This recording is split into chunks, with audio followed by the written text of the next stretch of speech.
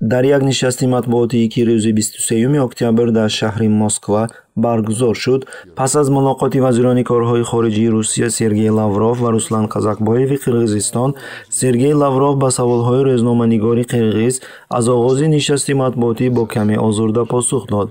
Сөйлеушілердің жиынтығына қанаттандыңыз бы? Бардық қойған маселелерге жооп алдыңыз бы? вақте ки рӯзноманигори қирғиз ба вазираш саволе ба забони қирғизӣ дод ва ба тафсилоти савол даромад, косаи сабри Лавров пур шуд. маро бубахшед лутфан. норози шуда изҳор намуд Лавров. шумо бояд соҳибонатонро эҳтиром кунед, хуб? сипас ӯ вобастагии мустамликавии Қирғизистон ба Русияро дар назар дошта илова кард бо тамоми маъно. Извините, пожалуйста, вы как-то, наверное, должны все-таки уважать хозяев, ладно?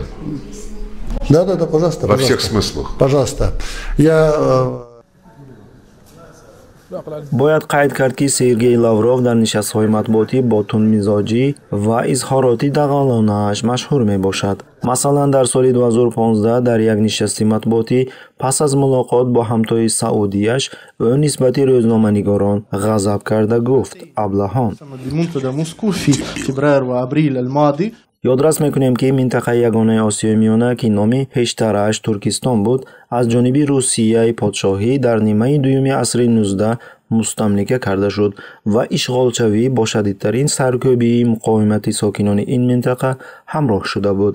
пас аз ба сари қудрат омадани коммунистон дар Русия, онҳо Осиёи Миёнаро ба ҷумҳуриҳои иттифоқи дохилӣ, Иттиҳоди ҷумҳуриҳои шӯравии социалистӣ тақсим карда, Туркистони Шарқиро ба Чин супорид. имрӯз сарфи назар аз он ки кишварҳои мазкур пас аз бошхӯрии Иттиҳоди шӯравӣ истиқлолияти расмиро ба даст оварданд, Осиёи Марказӣ, ки ба 5 ҷумҳурӣ тақсим шудааст, ҳанӯз ҳам дар тобеати мустамликавии Русия қарор доранд, ки онро асосан тавассути диктаторони фасодзадаи таъин кардаи худ нигоҳ медоранд. Спасибо. Прошу. Сюда.